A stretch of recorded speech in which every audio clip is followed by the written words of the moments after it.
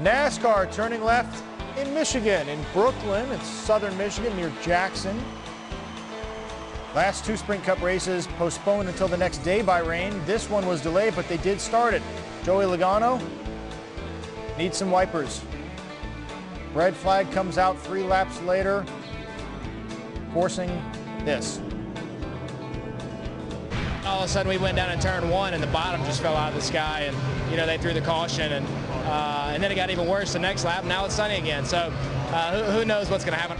We were just saying we kind of, if this racing thing doesn't work out, maybe a job as a meteorologist would be nice, because you just don't, you just don't have to be right. It's kind of cool. This morning there was a 0% chance of rain on Weather Channel, and here we are. Oh yeah, take the shots at the media like it's our fault. Anyway, first half of the race, you had 2 guys battling it out. Mark Martin, who won here earlier in the summer, and Jimmie Johnson. Johnson, who had never won at Michigan. Maybe that's why he was a little ornery. Lap 95, Martin passing JJ as they go back and forth. 3 laps later, leaders on the pit road. Johnson's pit crew changing tires quickly. As they exit, you can see Johnson beating Martin just a little bit, so he retakes the lead. Lap 121. This is what it looks like from Kurt Busch's car. Uh-oh, that's David Reagan, and there's nowhere to go when you're going that fast, bumper to bumper.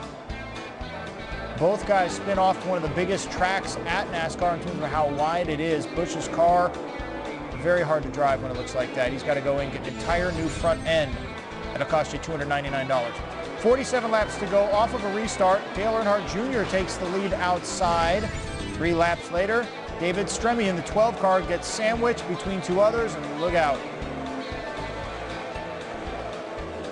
Good news is everybody avoids him, which is great for him and for everybody else. Caution flag one more time. 5 laps later, Johnson passing Brian Vickers on the restart. But he'd never won at Michigan, and he really took a risk with the gas. This was how Mark Martin won back in the summer. Johnson runs out of gas with 3 laps to go. Poor guy, maybe he can be a meteorologist.